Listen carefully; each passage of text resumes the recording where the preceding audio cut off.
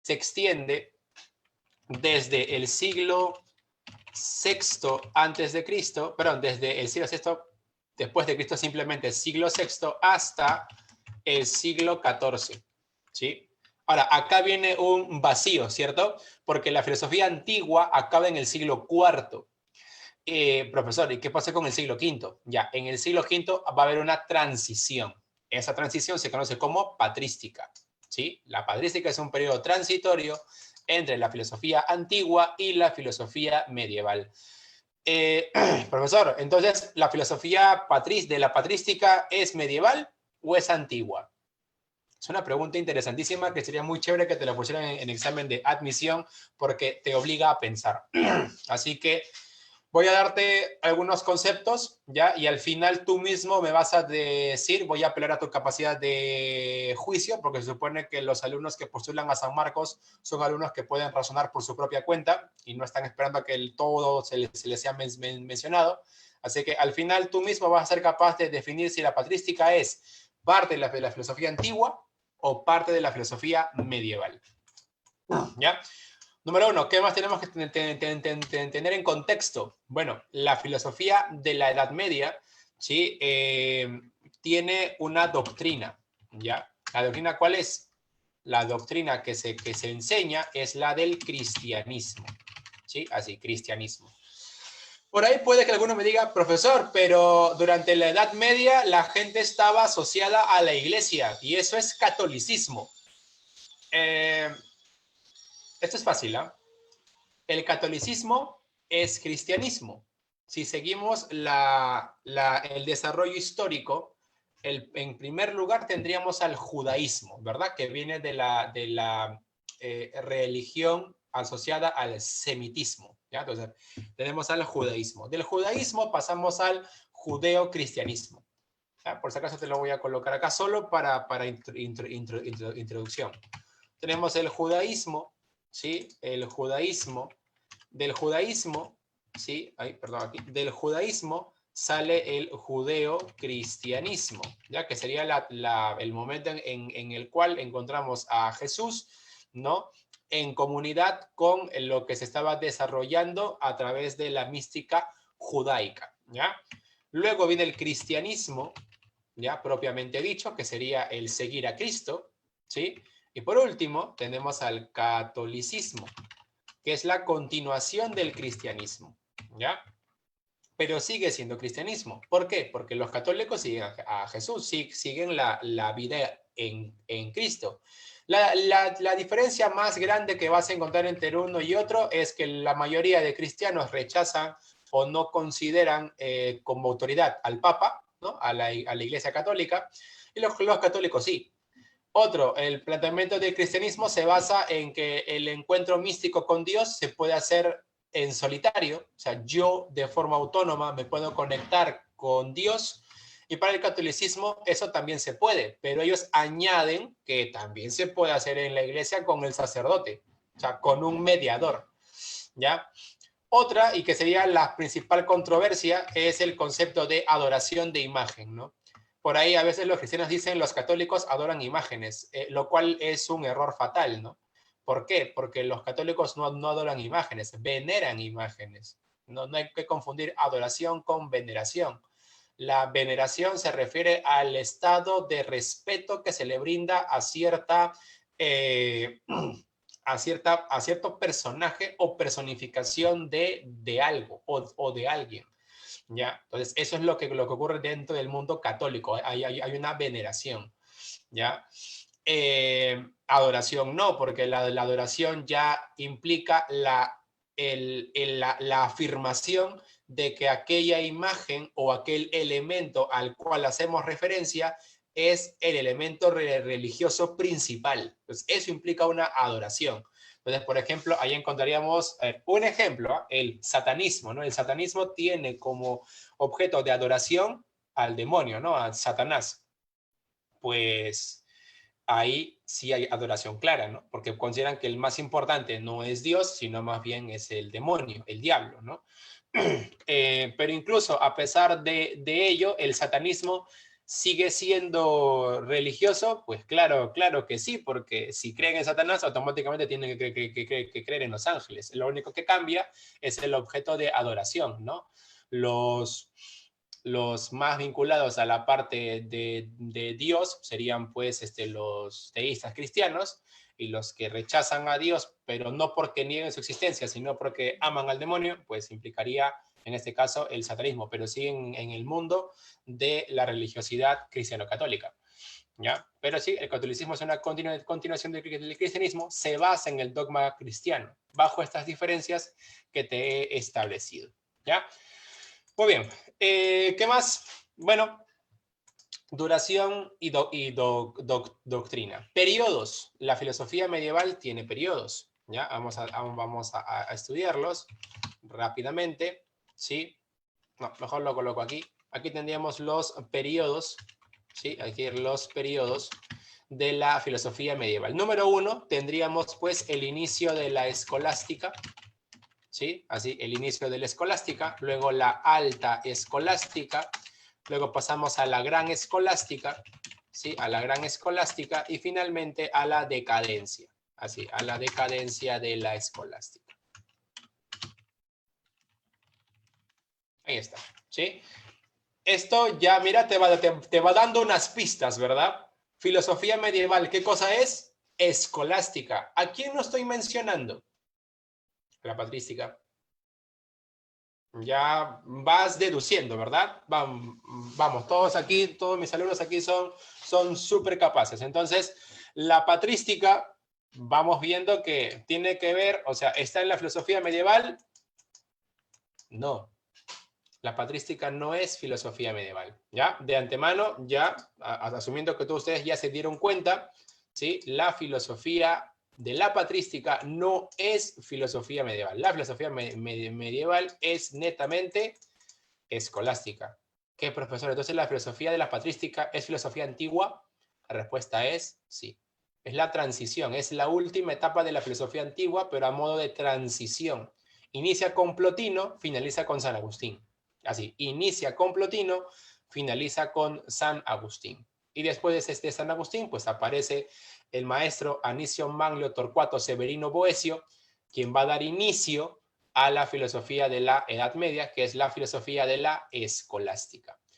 Profesor, pero si la filosofía de la patrística no es medieval, ¿por qué en la mayoría de libros lo ponen así?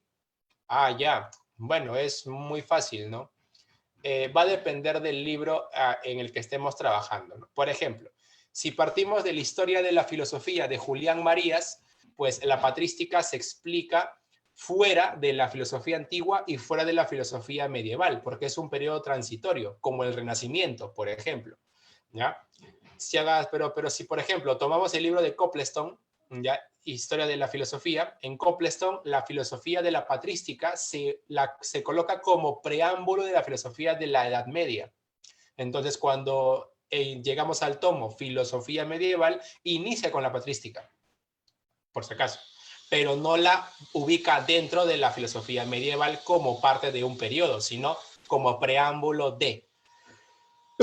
Si tomamos la historia de la filosofía de Giovanni Reale, la patrística aparece cuando hablamos de la filosofía medieval, pero Giovanni Reale también hace la aclaración de que la patrística, ¿sí?, es una condición necesaria para poder entender la aparición de la escolástica, o lo que él llama la aparición de la filosofía medieval.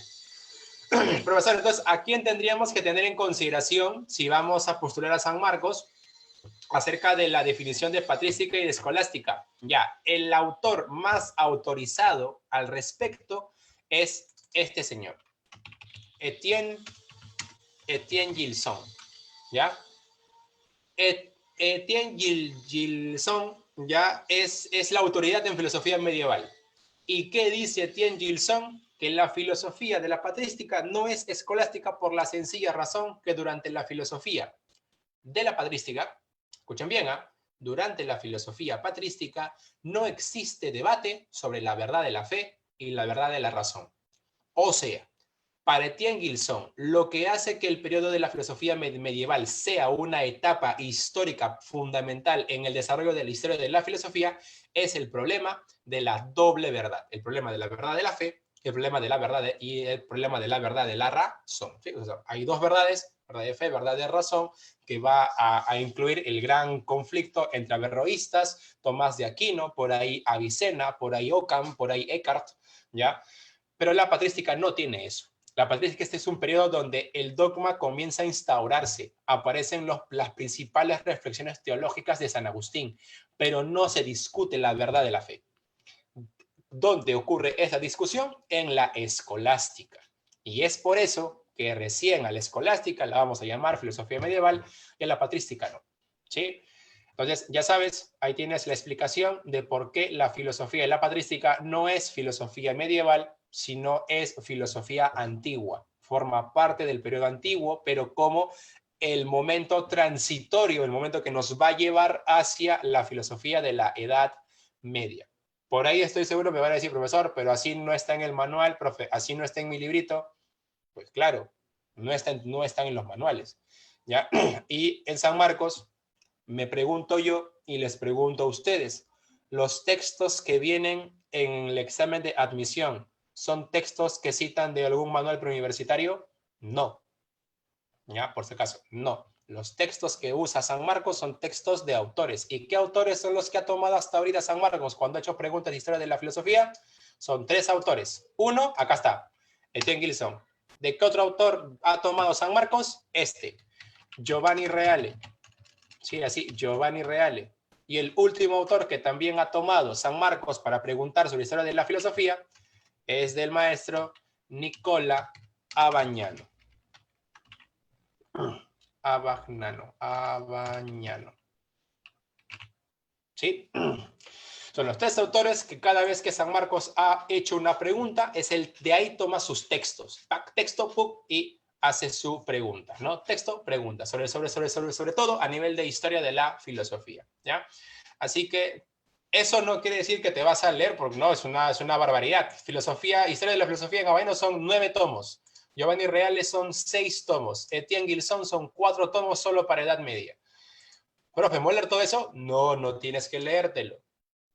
Para eso hay un montón de resúmenes en internet que te van a ayudar muchísimo a ver la periodización, los contextos y demás de cada uno.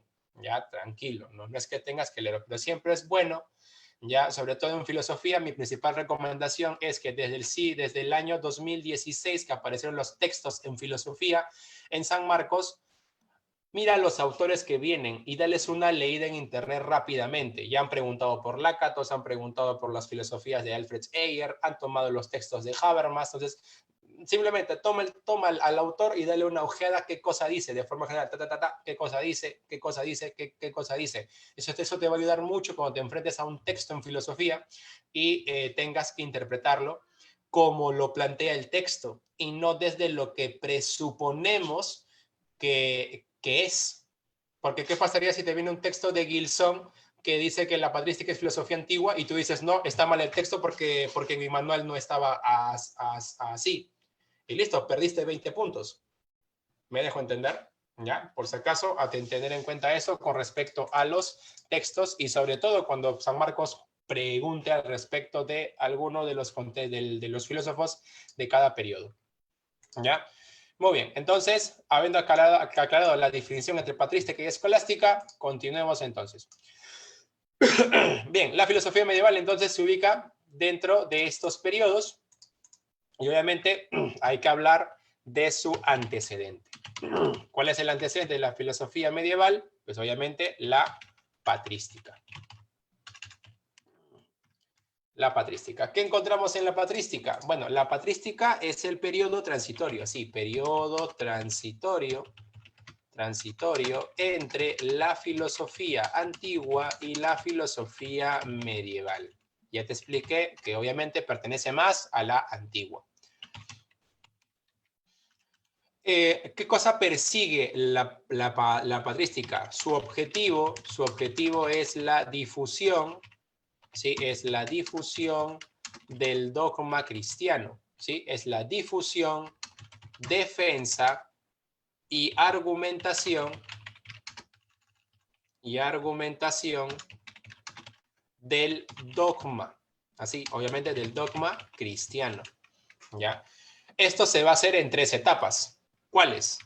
Padres apostólicos, así, padres apostólicos, padres apologéticos y padres de la iglesia. ¿Ya? Así. ¿Sí? Padres apostólicos, ¿qué cosa hacen? Difusión. Sí, difusión del dogma. Padres apologéticos, defensa del dogma. Padres de la iglesia, argumentación del dogma. ¿Sí? Son los 3 momentos históricos a tener en cuenta. Acá están los apóstoles mandando sus cartitas, difundiendo el dogma, enseñando o evangelizando a las personas, ¿verdad? Llevándoles la palabra.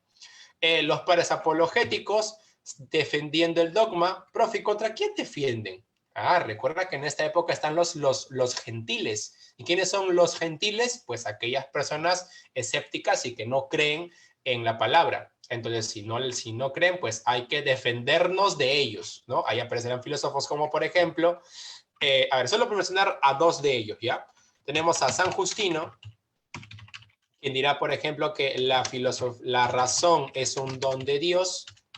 Así, la razón es un don de Dios. Y como la razón es un don de Dios, todo aquel hombre que con su razón diga que la iglesia o que el dogma cristiano es incoherente, pues estaría haciendo un mal uso del don que le ha dado Dios.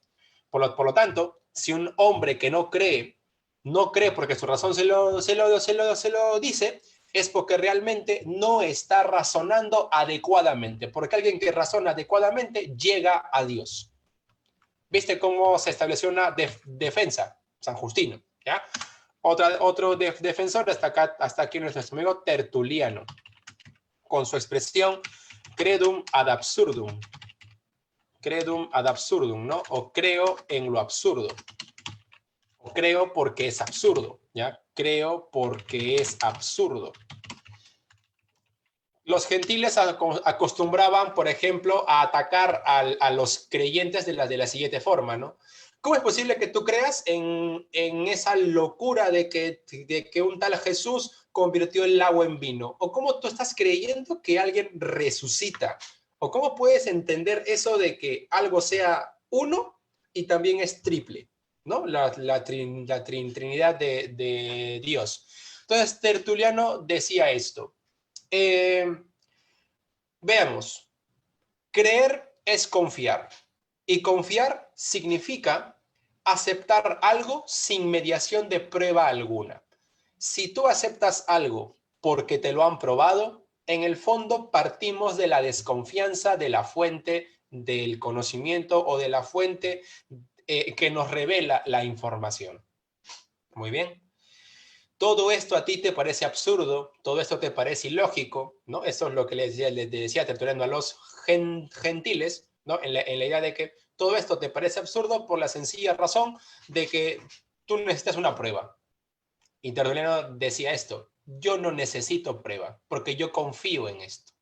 Si no confiase, no creería. Y si no creería, no tendría sentido que esté aquí defendiendo a Dios. Entonces, esa es la propuesta de Tertuliano. El creyente confía, el creyente tiene fe.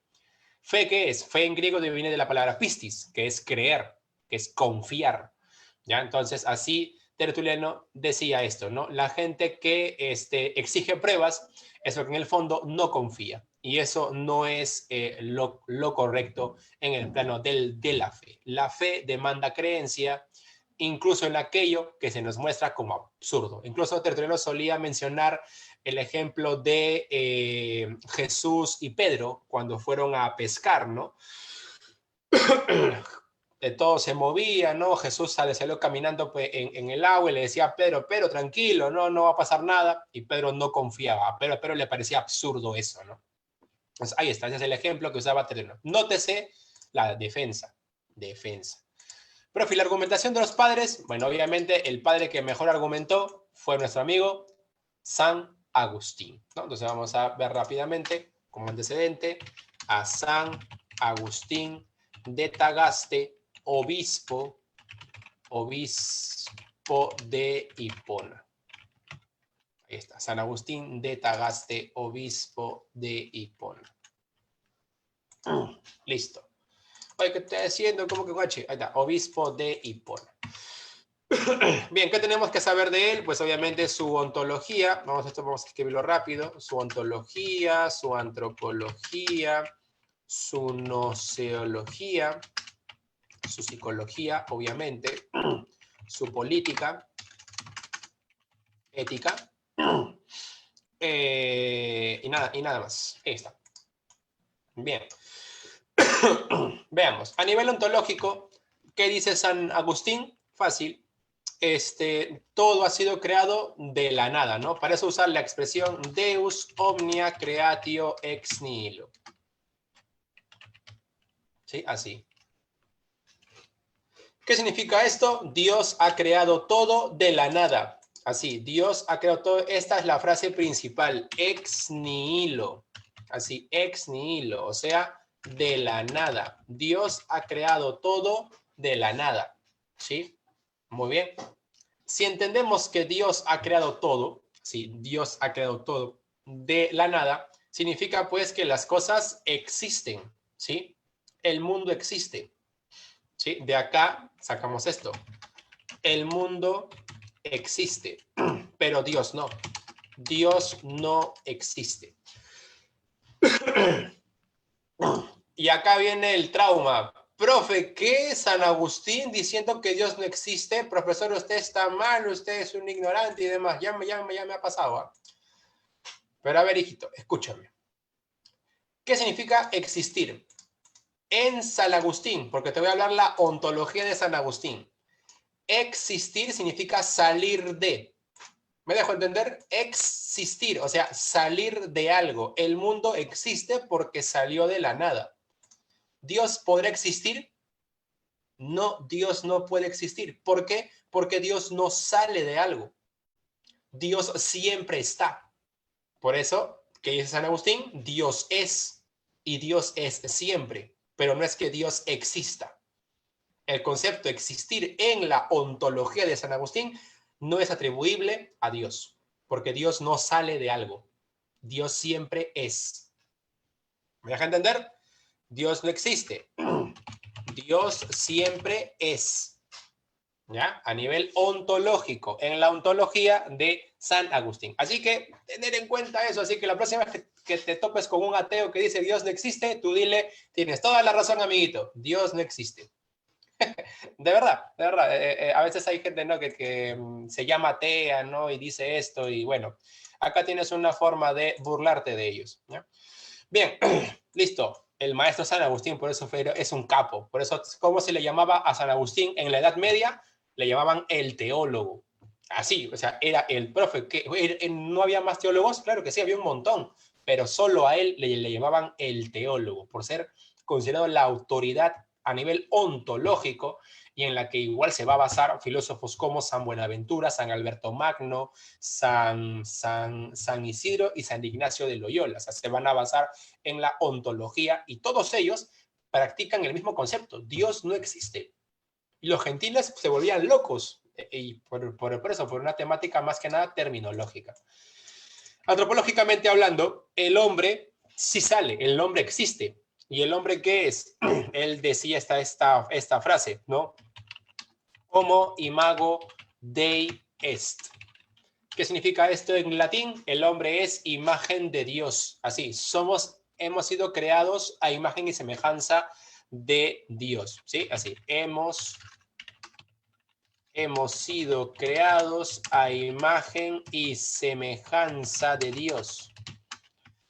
Profe, ¿en qué somos semejantes a Dios? ¿En qué nos basamos en su imagen? Bueno, obviamente sería incomprensible que atribuyésemos a Dios pues una condición material, ¿verdad? Por lo tanto, no se le puede atribuir forma, color, tamaño, aspecto. Eso no tiene sentido. Entonces, ¿en qué somos semejantes a Dios? En dos cosas. Número uno, en razón. ¿Por qué? Porque es evidente que el mundo en el que existimos es un mundo que tiene un ordenamiento, que tiene una lógica y que tiene un sentido. Así que somos semejantes igualito en razón, porque el ser humano también se despliega en términos de búsqueda de un orden y un sentido. Y por último, somos semejantes en libertad.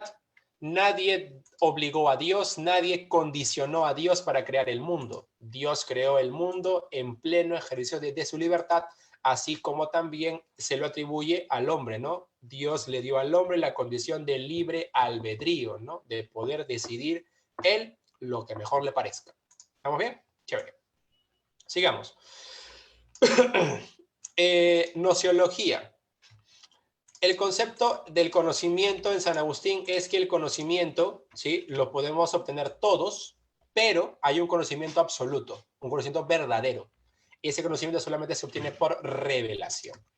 El conocimiento, ¿sí?, el conocimiento absoluto y verdadero se obtiene por revelación divina. ¿Sí? Así, por revelación divina. Acá, obviamente, nuestro amigo San Agustín se distancia de Platón. ¿Por qué? Porque obviamente vamos a tener en cuenta que las influencias de San Agustín es el platonismo, ¿ya? De todas formas. ¿Cuál es la diferencia? De que en San Agustín el alma no nace con ideas. El alma va conociendo las cosas, ¿sí? Las va sintiendo en el mundo y demás.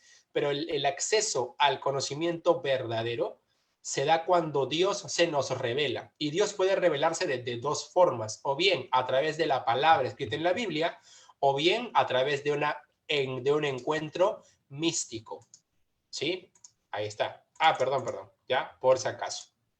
Entonces, ¿cómo encontramos la revelación? Pues podemos hablar de la revelación a través de la palabra, revelación a través de la palabra. Lo pongo en mayúsculas porque hacemos referencia a la Biblia, ¿ya? O bien por el encuentro místico con Dios. Encuentro místico con Dios, ¿ya? La revelación a través de la palabra obviamente es bastante judío, ¿no? Los judíos también planteaban esto, para esto recordar lo planteado por Ezequiel, ¿ya? Y el profeta Isaías, ¿no? La verdad la encontrarás a través de la Torá, ¿no? En el Pentateuco, ¿sí? Y el concepto de encuentro místico es obviamente la influencia que tiene San Agustín por parte del neoplatonismo, ¿ya? Muy bien. Entonces, eso a nivel nociológico. Por lo tanto, San Agustín, por más que es platónico, o sea, por más que tiene raíz platónica, no plantea el ignatismo. Así que, diferencia entre la nociología platónica de la nociología de Agustín es el concepto de ideas innatas. San Agustín no comparte las ideas innatas. Dios ha creado todo, ha creado al hombre y también ha creado al alma.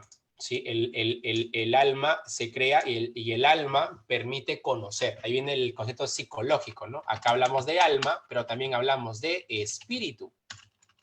¿Sí? ¿Qué entendemos por alma? El alma en San Agustín es lo que nos permite el conocimiento. ¿Sí? Permite al hombre conocer. ¿Sí? Así, conocer. Esto se parece mucho a quién, mucho a Aristóteles, ¿verdad? A la definición aristotélica. Pero no podemos decir que San Agustín tuvo influencia aristotélica. ¿Por qué? Porque la idea de conocer a través de los sentidos no es que lo dijo Aristóteles. O sea, aún mucha gente ha afirmado que conocemos por los sentidos. Y tú dirás, profesor, entonces, ¿San Agustín también tuvo influencia aristotélica? No. ¿Y por qué? Porque la teoría del conocimiento de Aristóteles, ¿ya?, parte del sentido común. Eso es lo que tenemos que tener en cuenta. La filosofía de Aristóteles es una filosofía del sentido común. Esto, ¿quién lo volvió a dejar en claro muchos siglos después? John Locke. John Locke dice, mi filosofía, el empirismo, parte del sentido común, ¿ya? Por eso es que no hay que caer otra vez en la inocencia de decir, ya como el alma me permite conocer y conocemos a través de los sentidos a Aristóteles. No. ¿Y el espíritu qué es? Bueno, el espíritu permite el nexo con Dios. El nexo con Dios. ¿Sí? El espíritu es eso, es lo que nos va a conectar con Dios. Y ya está. Así bastante sencillo, bastante simple. es la propuesta filosófica, ¿sí? Pero la propuesta psicológica de nuestro amigo San Agustín. Aquí tenemos la psicología con el concepto de alma, y acá con la idea de espíritu tenemos la famosa neumática, ¿no? Que es una subrama de la psicología en esta época que trata acerca del espíritu. Aquí vamos a hablar del desarrollo del espíritu, ¿no? Hablamos de espíritus bajos, espíritus medios y espíritus elevados, ¿no? Según obviamente qué tanto contacto tengas con Dios. Y este espíritu, según qué tan bien lo hayas cultivado, ¿sí? Ojo, qué tanto hayas cultivado tu espíritu, va a desembocar en una doctrina política. La política en San Agustín está definida en su obra La ciudad de Dios, ¿no? De Civitatis Dei. Y aquí él habla de dos ciudades. Habla de la ciudad divina, ¿sí? Y la ciudad terrena, ¿sí? Así, ciudad divina y ciudad terrena. La ciudad divina se construye gracias a aquellas personas que aman a Dios. Entonces, se basa en el amor a Dios. En cambio, la ciudad terrena se basa en el amor al hombre. ¿Cómo es esto? ¿Cómo hay que interpretar esto en San Agustín? Bueno, en la ciudad de Dios, él dice, la ciudad divina se basa en el amor a Dios, no porque simplemente la gente ame a Dios, sino que el amor a Dios se basa en el respeto y obediencia a la ley de Dios. Es decir, la ciudad divina se rige bajo, ¿qué cosa? Bajo el código mosaico. ¿Sí? Así, bajo el código mosaico. Para los que no sean muy religiosos, los que son místicos religiosos aquí, buenos cristianos o buenos católicos saben a qué me refiero. Los que no, el código mosaico son los 10 mandamientos, ¿ya? Son las leyes de Moisés, ¿ya? O código mosaico o decálogo cristiano, ¿ya? Entonces, se rigen bajo el código de Moisés, los 10 mandamientos, y los consideran como verdaderos, como buenos y correctos, ¿ya? En cambio, la ciudad terrena no se rige bajo el código de Moisés, se rige bajo la ley del hombre, o sea, en este caso, bajo lo que conocemos como la ley positiva, bajo la ley positiva. ¿Qué cosa es ley positiva? Pues las leyes creadas por el hombre, no por leyes naturales o leyes divinas, ¿ya? Entenderemos, por lo tanto, ¿sí? Que ¿sí? La ciudad terrena parte de la subjetividad, lo que cada persona cree o considera el modo en el que deberían de desarrollarse o expresarse las sociedades, ¿verdad? Pero la ciudad divina no, mantiene bajo su condición de que lo que tenemos que hacer es lo planteado por Dios, obviamente en el texto bíblico. Ahora bien, acá hay que tener cuidado, porque tenemos que diferenciar en el código mosaico lo planteado en el Antiguo Testamento de lo que se va a plantear en el Nuevo Testamento. Recuerden que estamos hablando del dogma cristiano, ¿sí? Ojo, hablamos del dogma cristiano. Entonces, entenderemos que cuando Jesús aparece, Jesús reinterpreta el dogma, no para cambiarlo, sino para que la gente reflexione acerca de cuál es la forma en la que tenemos que regirnos para la interpretación adecuada de la ley de Moisés, ¿ya? Entonces, por ejemplo, hay ciertas cosas que se dicen en Levíticos que no podemos asumir como correctas al 100%, ¿ya? Que Jesús las reinterpreta. Por ejemplo, en parte del código que está en Levíticos, que sería la parte complementaria al decálogo, ya es que si, por ejemplo, alguien comete pecado, pues hay que apedrearlo, ¿cierto? ¿No? Eso está en el código de los Levíticos, ¿ya? Sin embargo, ¿qué hace Jesús? Reinterpreta eso y no diciendo que está mal. Él va a decir, sí, alguien pecador hay que apedrearlo, pero que el que apedree tiene que estar libre de pecado. ¿Viste cómo en el Nuevo Testamento se respeta la ley de Moisés, pero se le agrega una interpretación más racional? ¿Sí? A tener en cuenta eso. Entonces, se rige bajo el código mosaico, pero va de la mano de la interpretación racional de Jesús. ¿Ya? Interpretación, por si acaso aquí también se añade la interpretación racional de Jesús, ¿sí? La que hizo Jesús. Bien. Entonces, estas dos ciudades van a estar siempre en conflicto, según San Agustín. Profe, ¿cómo así? ¿Cómo están en conflicto? Fácil. La idea es que en San Agustín la ciudad divina impone un orden, pero la ciudad terrena impone otro. Así que vamos a ver siempre enfrentados a reyes y a papas.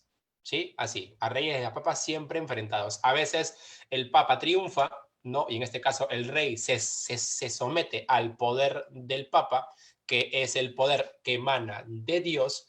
Y en otros contextos veremos que el rey dice, el rey, su poder proviene directamente de Dios y no necesita del Papa para hacer lo que le venga en gana o lo que considere mejor para su pueblo. Ejemplo, Napoleón, ¿ya? Pero Napoleón obviamente él ya no es medieval, ¿no? Pero es un ejemplo que sí ayuda mucho a entender cómo la ciudad terrena, ¿sí? Se impone a la ciudad divina. Muy bien. De aquí sacamos una conclusión importantísima. Durante la escolástica se entiende que el poder del rey emana de Dios, pero a través del Papa. ¿Sí? Por es así, emana de Dios, pero a través del Papa. Así que el rey tiene que llevarse bien con la iglesia, de todas formas. A nivel ético, ¿qué cosa establece San Agustín? Pues considera que el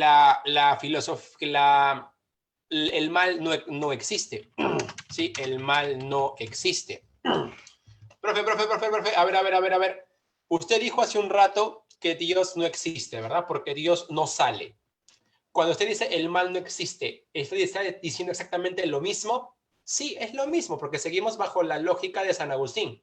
El mal no existe porque no fue creado. ¿Me dejo entender? Nótese esa interpretación, que va a ayudar mucho. Si el mal fuera creado, ¿quién lo creó? Dios. Por ende, Dios también es malo. ¿Ves? Es una lógica automática. Pero partiendo de que el mal no existe, o sea, de que el mal no ha salido, tenemos dos posibles conclusiones ahí. O bien porque el mal no tiene sentido de ser afirmado, o bien porque el mal siempre está como antagónico del bien. Exacto. Y de ahí sacamos esta idea fabulosa desde San Agustín, que el mal, ¿qué cosa es? Ausencia de bien, como antagónico. Así que el mal siempre va a estar ahí. Y no porque el mal sea algo creado y algo que nos hace daño y Dios está permitiéndolo. Eso no tiene lógica. El mal siempre es porque siempre hay bien. Si hay bien, siempre habrá el antagónico. O sea, donde no haya bien, automáticamente habrá mal. Pero no porque salió, no porque exista, sino porque siempre está, porque siempre es. Entonces, el mal no existe, y acá viene la gran afirmación de San Agustín: el mal es el resultado del alejarse de Dios. Así, es el resultado del alejarse de Dios. ¿Sí? O, como lo definen otros, el mal es ausencia del bien. Del bien en mayúsculas, ¿no? En este caso, el bien que nos provee Dios. Y ya está. Por lo tanto, San Agustín con esto rebate el argumento de Epicuro, ¿no? Epicuro había dicho, el mal existe y Dios es todopoderoso y no puede eliminarlo, así que Dios no es todopoderoso. No, Dios sí puede, pero no lo hace, entonces es malo porque permite que siga existiendo. Entonces San Agustín, en respuesta a Epicuro, dice, ¿cómo puede Dios eliminar algo que no existe? Eso no tiene lógica. Eso no tiene sentido. ¿Ya? Tú dirás, profesor, pero no estamos en un periodo donde el sentido no es importante. Tertuliano había dicho eso, pero San Agustín va a decir, no. Todo esto, todo lo que yo te estoy explicando, y quizás para algunos está entrando como que con piedras, hay que manejarlo así. Todo esto, ¿sí? Todo esto parte de la siguiente frase: creer para entender y entender para creer. ¿Sí? Así, o sea, todo esto que yo te estoy explicando ahorita sobre Dios y demás, si tú no crees, o sea, no partes de la confianza de en lo que te estoy diciendo, entonces no vas a entenderme nada. Pero si crees por un rato, o sea, partimos de que aceptas lo que te voy diciendo, lo vas a entender. Pero una vez que lo has entendido, ahora ¿qué corresponde? No que lo aceptes y ya, sino que ahora lo reflexiones, lo pienses, lo entiendas mejor para que así tenga sentido tu creencia. San Agustín, por lo tanto, es el primero en establecer que es necesario un vínculo, ¿sí? Él dice, lo que le hace falta a la iglesia es el nexo entre la razón y la fe. Eso lo deja abierto San Agustín, él no lo responde. San Agustín simplemente deja abierta esa necesidad de vínculo entre fe y razón. ¿Él lo va a hacer? No lo hace, porque obviamente cuando él se percata de todo esto, ya es mayor, ya había avanzado bastante en edad, y obviamente, ¿quiénes se encargan de responder al problema entre fe y razón y cómo logramos su vínculo? Acá está, acá está, los filósofos de la escolástica. Ellos son los que van a darle respuesta a esto que quedó pendiente en la filosofía de San Agustín y su famoso vínculo de creer para entender y entender para creer. ¿Sí? Muy bien, entonces, partiendo de esto, volviendo al concepto de ética, el mal no existe, por lo tanto, el mal no es eliminable, siempre va a estar ahí el mal. Por eso que se dice va a haber una lucha eterna, ¿verdad? Entre el bien y el mal. Donde se asume que al final el bien va a triunfar, ¿verdad? Ojo, recuerden que en la mística cristiana el bien va a triunfar al final de los tiempos. El bien triunfa. ¿Y qué significará eso? Que el bien estará en todas partes. Ahorita el bien no está en todas partes. ¿Y por qué no está en todas partes? Porque si bien es cierto, el mal no existe, el que sí existe es el malvado. Eso sí hay. El malvado, ¿sí? El malvado existe. Pero entonces, el malvado sí es creado por Dios. Aguanta ahí. ¿Malvado qué significa? Pero ¿qué significa que exista? Que sale, ¿verdad? Pues el malvado sale de algún sitio. Y no necesariamente sale de Dios. ¿El malvado de dónde sale? Sale de las decisiones. ¿Sí? El malvado existe. El malvado surge de la toma de decisiones que realiza el hombre. Surge de la toma de decisiones. ¿Sí? Entonces, por eso que decimos que el malvado existe. Y como el malvado existe, entonces hay que preguntarnos de dónde salió. ¿De dónde sale? De la toma de decisiones. Profe, ¿y esto qué implica? Por ahí ya lo escribieron en el chat. Esto tiene que ver con el libre albedrío. Responde al ejercicio del libre albedrío. O en latín, libero arbitrio. Entonces, el malvado sí existe. Y contra él hay que luchar. ¿Para qué? Para que tome mejores decisiones. Profesor, ¿pero no se supone que Dios nos hizo libres como él, a su imagen y semejanza? Sí, y el hombre es libre de escoger. No es que Dios nos obliga a que creamos en él. Si partimos de eso, ya estamos cayendo en un error. Ya, Dios no nos obliga a. Eso es lo que tenemos que tener en cuenta. Dios nos ha hecho libres y podemos escoger a Dios como no escogerlo. Al escogerlo, todo va chévere, todo va bien y yo soy feliz. Ojo, yo soy feliz, ¿ya? Tú dirás, profesor, no, pero hay gente que ha escogido a Dios y le va mal. San Agustín replicaría automáticamente diciendo, si tú crees en Dios y a pesar de creer, crees que te va mal, entonces en el fondo tú no crees en Dios. Porque creer en Dios significa que pase lo que pase, ojo, pase lo que pase, todo sucede por algo. Lo que pasa es que nosotros no entendemos el plan de Dios, porque el hombre es un ser limitado en comparación a Dios. Entonces, a tener en cuenta eso, ¿ya? Así que si por ahí tú habías sacado 1000 soles y te robaron tus 1000 soles, el verdadero cristiano no se siente mal. El verdadero cristiano diría, bueno, por algo pasó, algo habrá querido hacer Dios con esto. No, más aún, típico es escuchar dentro del ámbito del cristianismo, es que Dios construye a través de la destrucción o del quebrar, ¿no? Dios no te quiebra porque sí, Dios te quiebra para hacerte luego mejor o más fuerte, ¿no? Solo que no entendemos el plan, nada más. Obviamente, profesor, para mí me parece tonto, me parece ridículo. ¿Qué te he dicho al comienzo? Creer, ¿sí? Partimos de creer. Partimos primero, cree un rato, luego lo reflexionas para que tu fe se haga más fuerte. Bien, entonces, el malvado sale de esto, del ejercicio de libre albedrío. Bueno, ¿y todo esto qué cosa es? Bueno, todo esto que está acá, también lo vamos a relacionar con algo más. ¿Con qué? Mira, mira, mira, mira, mira. Todo esto tiene que ver con algo. Todo esto, a su vez, lo relacionamos con la teología. En San Agustín, todo esto tiene que ver con teología. Y esta teología nos va a llevar a un concepto más, que es el concepto de salvación, ¿sí? Que se conoce como el providencialismo, ¿sí? Acá hablamos del providencialismo. La providencia de Dios, ¿cuál es? Que al final todos seremos salvos, seremos salvados, ¿sí? Al final Dios nos va a salvar a todos. Y tú dirás, profesor, aguanta. Entonces, ¿de qué chiste tiene que yo sea libre y yo elija hacer lo que me dé la gana si al final Dios se va a meter? Si Dios ya sabe qué va a pasar al final. Ya. No lo pienses así como que Dios ya sabe qué te va a pasar, Dios ya definió tu vida. No es así. Volvamos a la ontología, ¿ya? Dios ha creado todo, ¿cierto? ¿Ya? Dios ha creado todo. Y en esto que ha creado, Dios ha creado al tiempo. El tiempo es creado, ¿sí? El mundo existe y con él se crea el tiempo. El mundo existe y obviamente el tiempo con él. El mundo existe, ¿sí? Aquí, el mundo existe y con él el tiempo. Así, y con él, y con el mundo el tiempo.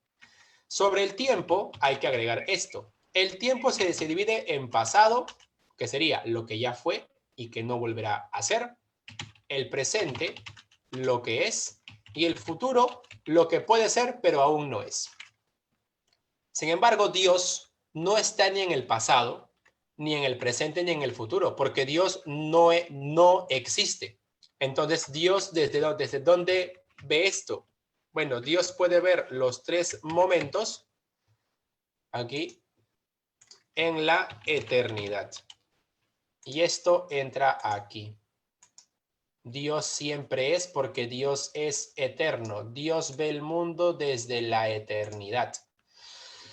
Y como Dios ve el mundo desde la eternidad, Dios ya vio el pasado, nos ve en nuestro presente y ve, o mejor dicho, ya vio todos tus futuros posibles.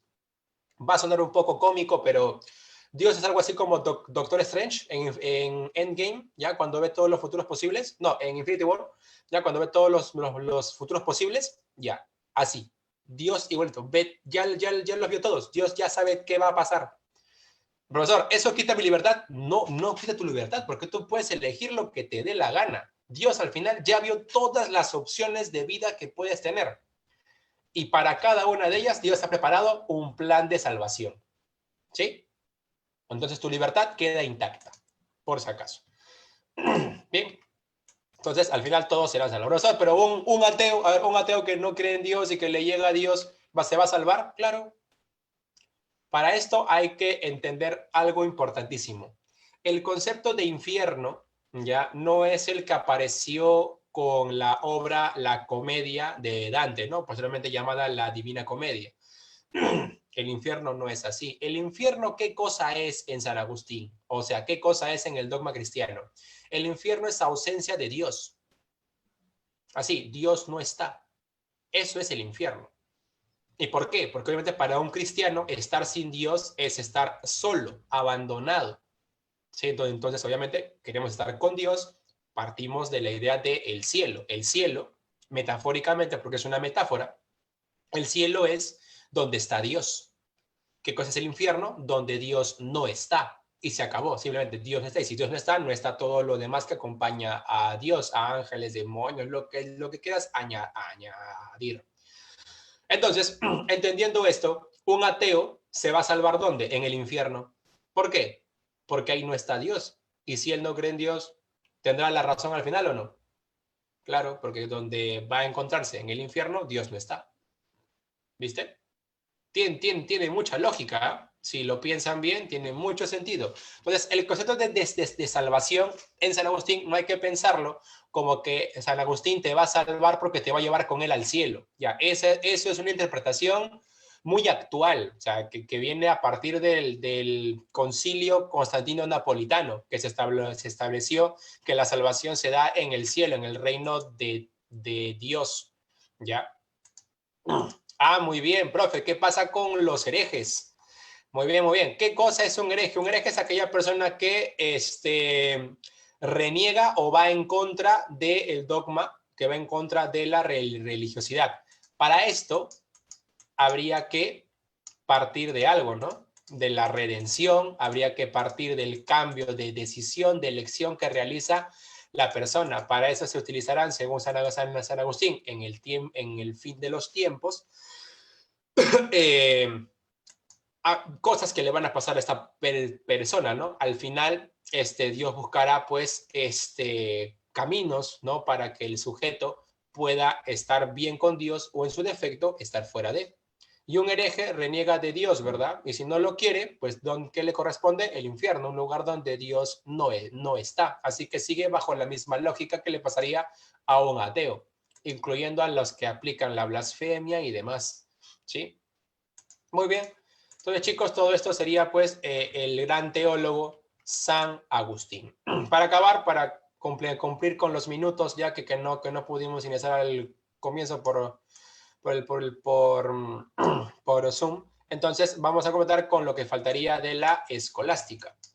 ¿Ya? Vamos a hablar de la escolástica. De la escolástica, ¿a quién vamos a darle atención? Obviamente, a la figura de Santo Tomás de Aquino de la Rocaseca, ¿no? Porque él nace en Rocaseca. Bien, de Santo Tomás, ¿qué tenemos que tener en cuenta? Obviamente su obra más importante, la Suma Teológica. De Santo Tomás no te van a preguntar otra cosa. San Agustín sí me ha demorado más porque San Agustín es del que más han preguntado y más conceptos se han aludido. Pues Santo Tomás en San Marcos tienes como que así, un pase VIP, ¿no? Porque acá solo te van a preguntar por las 5 vías, nada más. Así que feliz, no te van a preguntar sobre conceptos políticos, sobre algunos conceptos nociológicos, por ahí la teología. Tienes algo súper interesante, ¿no? Que es el problema de las 5 vías. Claro, obviamente tienes muchísima razón, pero recuerda que el problema de la doble verdad no es un asunto de Santo Tomás, es un asunto de la filosofía de la Edad Media, ¿ya? Por eso es que no le he mencionado todavía, porque el problema de la doble verdad, como expliqué al comienzo de la clase, es el problema de la escolástica, no es el problema de Santo Tomás. Santo Tomás forma parte del problema, ¿sí? Bien, entonces, dentro de Santo Tomás, pues vamos a ubicarnos en su libro más importante, la Summa Theologiae, o la Suma de Teología, ¿ya? Y aquí encontraremos a las famosas 5 vías, ¿no? Vamos a ver por aquí. Vamos a hablar de cada vía. La vía 1, vía 2, vía 3, vía 4 y vía 5. Ya está. Cada una de las vías tiene un nombre, ¿no? La vía 1 es la famosa vía del movimiento, ¿sí? La vía 2 es la vía de la causalidad. La vía 3 es la vía de las contingencias. ¿Sí? La vía 4 es la vía de los grados de perfección. ¿Sí? De los grados de perfección. Y la vía 5, pues es la vía del gobierno de las cosas. Vía del gobierno de las cosas. Ya está. Bien. ¿Qué cosa plantea? ¿Cuál es la tesis principal de cada una de las siguientes vías? Bueno, la primera vía parte de la siguiente tesis. Todo lo que se mueve es movido por otro. ¿Sí? Así. Esa es la tesis principal en la vía 1. Todo lo que se mueve es movido por otro. Así que el movimiento siempre viene dado por otro que mueve. O sea, todo movido tiene un motor. Entonces, si quisiéramos saber cuál es el principio del movimiento, tendríamos que pensar inevitablemente en algo que mueve, pero que nadie lo mueve. ¿Sí? Si quisiéramos entender el principio, entonces tendría que haber algo que mueve, pero que nadie lo mueve a él. Entonces, esto amerita pensar en un primer motor inmóvil. Primer motor inmóvil. ¿Sí? Tiene que haber algo que mueva, pero que nadie lo mueva a él para que pueda ser principio. Y recuerda que aquí esto de móvil se refiere a cambio, ¿no? Todo lo que cambia, cambia porque alguien lo hace cambiar. Entonces, tiene que haber alguien que cambia todo, pero que nadie lo cambia a él. Recuerda que Santo Tomás, cuando habla de movimiento, usa la palabra movimiento en el sentido de Aristóteles. Y recuerden, ¿qué es el movimiento en Aristóteles? Cambio. ¿Ya? Entonces, Dios cambia todo, pero nadie lo cambia a él. Dios sigue siempre siendo Dios. Y esto presupone algo importante. ¿Eh? El mundo ya está y Dios simplemente genera los cambios. Interesante, ¿eh? Ténganlo en cuenta para más adelante. Vía de la causalidad. La vía de la causalidad parte de la siguiente tesis. La tesis es que todo lo que es, todo efecto proviene de una causa. Así, todo efecto proviene de una causa. Si entendemos esto, asimismo, la causa es efecto de otra. ¿Sí? Asimismo, esta causa es efecto de otra.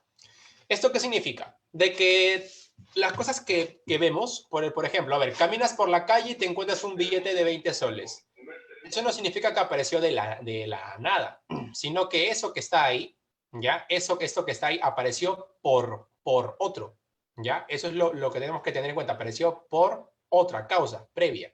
Entonces, si quisiéramos hablar desde el principio de los tiempos, tendría que haber algo que cause, pero que nadie lo cause a él. Entonces, tiene que haber una causa incausada. Así, una causa incausada. Tiene que existir eso, una causa incausada. Si quisiéramos hablar del principio. Vía 3, la vía de las contingencias. ¿Qué cosa dice? Plantea de que todo lo que existe, es redundante, pero hay que escribirlo así. Todo lo que existe por otro. ¿Sí? Así, todo lo que existe por otro. O sea, hay un otro que posibilita la existencia del siguiente. O sea, por ejemplo, tú existes porque existen tus papás. Y tus papás existen porque existen tus abuelos. ¿Viste? Esa es la idea. Entonces, todo lo que existe por otro. Así que tendría que haber algo que exista. Si quisiéramos preguntarle cuál es el principio de todo, entonces tendría que haber algo que exista y que al mismo tiempo no haya alguien que permita su existencia, sino más bien que sea algo que siempre es. Entonces tiene que haber un ser necesario, que no exista, o sea, que no salga, sino que siempre sea. Y mira, Santo Tomás mantiene también la misma lógica de San Agustín, ¿sí? Dios sería un ser necesario, tiene que haber un ser necesario, un ser que siempre es, ¿sí? Que no sale, sino que siempre es. Y medida que es, posibilita la existencia de las demás cosas. ¿Ya? Cuarta vía, grados de perfección. Dice, todo lo que existe posee atributos, ¿sí? Posee atributos. Y dichos atributos, ¿sí? Y dichos atributos participan, ¿sí? Participan de una fuente en grado sumo. De una fuente que se encuentra en grado sumo. ¿Qué significa esto? Esto hay que empezarlo un poquito más. Por ejemplo, existe una hornilla caliente. Así, existe una hornilla o si quieren una olla caliente. Esta olla caliente tiene el atributo de estar caliente, pero no significa que sea lo caliente. O sea, no es lo más caliente que hay. ¿Me dejo entender? Entonces, todo lo que existe tiene un atributo y este atributo participa de una fuente que se encuentra en grado sumo. O sea, hay algo, existe lo caliente en grado sumo. Lo caliente así, en lo máximo que se puede pensar. ¿Ya? También podríamos hablar por ejemplo, se me ocurre lo rojo. Tenemos una zapatilla roja, pero no es rojo en grado sumo, así que habrá un rojo en grado sumo, un rojo perfecto, ¿ya? Entonces, la idea es que si existen las cosas así, con estos atributos, tendrá que haber su fuente, y su fuente es que debe haber algo perfecto, ¿no? Su origen tendrá que ser un ser perfecto, un ser que se encuentre en grado sumo. Entonces, el mundo tiende a la perfección porque hay algo que ya es perfecto. En este caso, Dios, un ser perfecto. Por último, tenemos la vía 5, que sería la vía del gobierno de las cosas, ya, que se refiere a que todo, así, todo lo que existe, tiene un sentido, ¿sí? Y esto que tiene sentido, a ver, dice, creó a Dios, existe por otro. Ah, ya, no, pero fíjate que acá todo lo que existe por otro, pero si hablamos del principio, el principio no puede seguir esta lógica, porque si el principio existiese, tendría que haber algo que debe existir antes para que él exista. Entonces, ¿qué estamos diciendo aquí? De que en el principio tiene que haber algo que siempre sea, no que exista, no que siempre sea para que él sea el principio a partir del cual existen los demás, ¿ya? Por si acaso. Muy bien, si no iríamos en la famosa regresión al infinito y nunca llegaremos a ninguna conclusión. Entonces, en la vía del gobierno de las cosas dice todo lo que existe tiene un sentido o tiende hacia algo. O tiende hacia algo. Dicha tendencia, así, dicha tendencia parte de una finalidad específica, de una finalidad definida, no por otro, ¿sí? Entonces, por ejemplo, existen los ventiladores. ¿Y los ventiladores para qué existen? Pues para hacer que el aire circule, ¿verdad? Pero esta tendencia a esa finalidad es por el creador, ¿verdad? En el que creó el ventilador lo hizo con esa finalidad, pero yo puedo darle otra finalidad. Por ejemplo, agarrar el mismo ventilador, ponerle una base sólida, sin ranuras, sin huecos, y transformarlo en una licuadora, por ejemplo. Entonces, lo convertí en licuadora. Pasé de tener un ventilador a convertirlo en una licuadora gigantesca. ¿Viste? Entonces, la finalidad de algo depende de un otro. La pregunta es obvia. Si todo tiende a la finalidad y hay otro quien define dicha finalidad, tiene que haber algo en el principio que define la finalidad de todos, pero que a su vez él mismo sea la finalidad de todo. O sea, que él mismo sea finalidad de todas las cosas y que en la medida que él sea finalidad, pues ordena al mundo. ¿Quién es este? Dios, un ser ordenador. ¿Sí? De esta forma, Santo Tomás, en las 5 vías, ¿sí?, muestra 5 caminos que puede tomar la razón para encontrar a Dios. ¿Sí? Este es lo importante y el principal aporte de Santo Tomás a la teología cristiana. Existen 5 caminos que están aquí, 5 caminos que puede utilizar la razón para encontrarse con Dios. Así que todo esto lo agrupamos de la siguiente forma, ¿sí? Son los 5 caminos que puede seguir la razón, para encontrar a Dios. Obviamente Santo Tomás se encuentra con los gentiles y le van a decir, oye, pero para mí el motor inmóvil no es Dios, para mí el motor inmóvil es el mundo mismo. Santo Tomás diría, chévere, bro. Así tú le llames el mundo mismo y yo le llamo Dios, ambos creemos en lo mismo, que hay un primer motor inmóvil. ¿Viste? Causa incausada. Para ti la causa es que Dios creó todo, ¿verdad? Ya, pero para el gentil, para el hombre de ciencia, por ejemplo, es el Big Bang. Bueno, igual, no importa qué nombre le demos, los dos creemos en la causa incausada. ¿Viste? Entonces, de esta forma, Santo Tomás se coloca como el principal teólogo posterior porque nos muestra, ¿sí?, que no importa qué nombre le demos, lo importante es que seamos creyentes o no seamos creyentes, creemos en la misma cosa, un primer motor, una causa que crea todo, una ecuación perfecta, ¿no? Como hacen los matemáticos hoy en día, ¿no? O la idea de que todo tenga algún orden específico, en una ley general a nivel de, por ejemplo, física cuántica, modelo de la teoría de las supercuerdas. No importa, pero creemos en lo mismo, ¿sí? Seamos creyentes o no seamos creyentes. Ahí viene la gran relevancia de Santo Tomás y lo que algunos dicen, la suerte de que Santo Tomás no sea un cristiano común. ¿Por qué? Porque Santo Tomás era primero aristotélico y después era cristiano. Por eso que él, gnoseológicamente, ¿qué cosa es? Él es agnóstico. Es curiosísimo, él es agnóstico. ¿Ya? Por último, mencionarte el problema de la doble verdad en el que se encontraba él, el problema de la doble verdad. Aquí él se enfrenta a los averroístas, ¿no? Entonces aquí vamos a hablar de la tesis averroísta y la tesis tomista. La tesis averroísta dice que existen dos verdades, ¿no? Hay una verdad de fe y una verdad de razón. ¿Ya? Hace una verdad de fe y una verdad de razón. Donde, acá viene lo importante, ¿ya? La verdad de la fe es superior a la verdad de la razón. Hay dos verdades diferentes para el modelo averroísta, ¿ya? Verdad de fe es superior a la verdad de la razón. Y se acabó. Entonces cualquier idea que venga de tu razón y sea contraria a la fe, no nos importa. Si suma, ya pues chévere, pero si es en contra, no nos importa, porque siempre por encima va a estar la verdad de la fe, la verdad de Dios. En cambio, Santo Tomás definía la verdad de otra manera. Él decía, la verdad es una sola. La verdad es una sola y se expresa de dos maneras.